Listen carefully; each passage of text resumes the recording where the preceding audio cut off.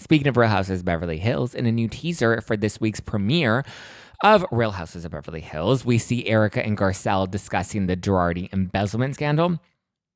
And in the conversation, it looks like, because there were some paparazzi photos at the time and they were working out, so it looks like they're at the gym. Erica reiterates that the money never touched her account and that the reports saying that she received $20 million are false, and that even the trustee has agreed that the money never went into EJ Global LLC's bank accounts.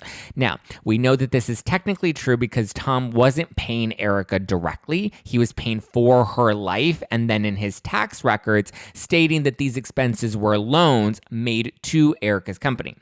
It was basically a cooking of the books, and Erica isn't lying when she said that she never received the cash or she never received a direct deposit of the money. Garcelle looks skeptical, which is to be fair because you're reading all the reports, but also if I can do my own research and I'm just like a podcaster, but I can figure these things out, I can access the court documents, I can actually see what's going on in this case, then to me it's kind of like, well, why can't Sutton and Garcelle? Because here's the thing, Sutton and Garcelle can hire somebody that can actually investigate this. I'm not hiring anybody. I'm personally going through all of these court documents myself. I'm sitting in these, Zoom cases myself. I'm sifting through all the BS tweets from Ronald Richards myself and trying to make common sense logic out of all of it. And it's not as hard as I think people would think that it is. If you actually empower yourself to read, things actually make sense. I know the hair is blonde, but the bleach hasn't killed all of my brain cells, and I consider myself to be a fairly rational, objective, and intelligent person.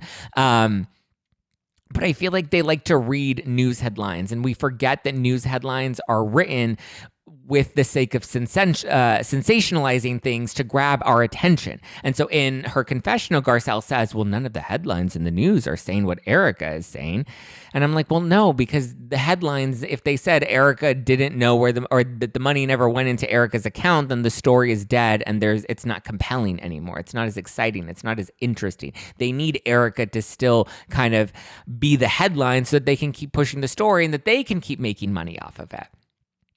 If anything, the biggest question now is, did Erica know what Tom was doing? Was she aware of it? That's the bigger piece, and that's what's in the new Edelson PC lawsuit. That's what he's going to have to prove.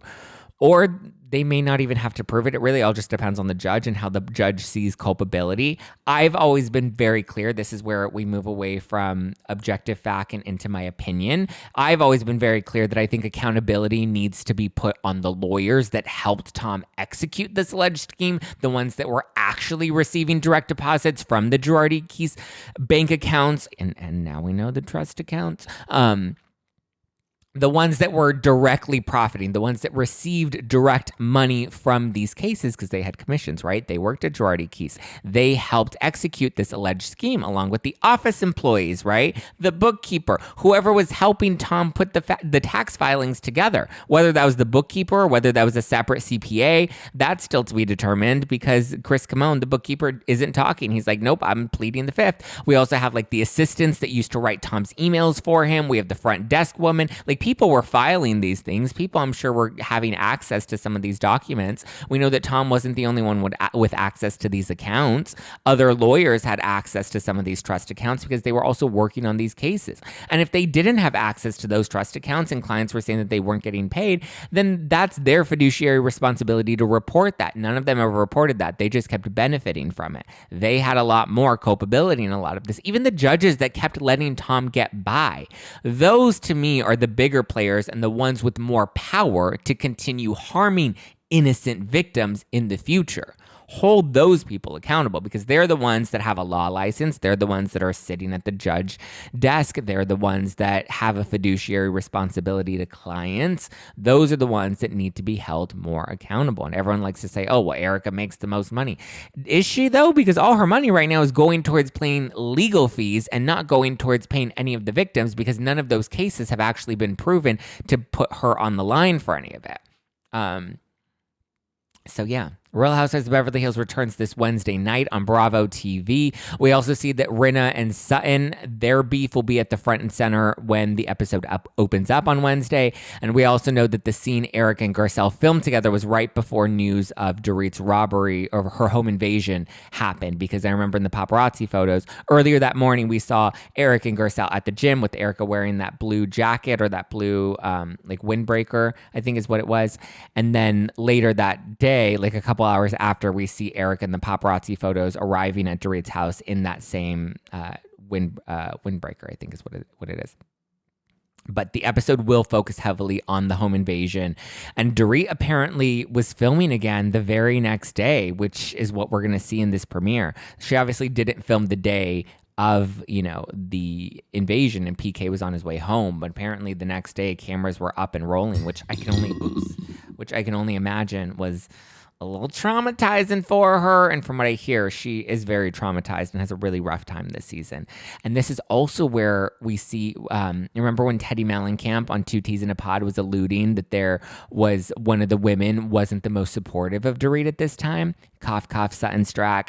Apparently, that's also what we're going to see in this premiere, because there's apparently a scene between Kyle and Sutton where Sutton's like, oh, I'm having a rough life, or life is hard right now. And Kyle's like, I don't think your home was just, broken into with your children next door. And Sutton's like, well, that doesn't mean my life isn't hard too, Kyle. And it's just like, ooh, we're going to see Sutton. We see the little glimpses of the real Sutton. Here's the thing. I adore Sutton because she has these quirky, fun moments, and I think she can deliver good moments. And she's also learning how to deliver some good confessionals. Got to give credit where credit is due. But there are little glimpses and little cracks of Sutton from the South that like to come out. They came out with Crystal in that conversation where she was like, I don't see color. And then where Crystal's like, really? You're that girl that doesn't see color? So there are these little cracks and these little moments that people love to just brush off and be like, oh, Sutton's amazing. Listen, I'm not saying Sutton's the devil, but I'm not saying she's an angel either. I love Sutton for what she brings to the show, but I'm just saying we can't have these double standards. Can't do it. No. No way, Jose. But anyway, tune in, guys, this Wednesday night on Bravo TV, The Real Housewives of Beverly Hills.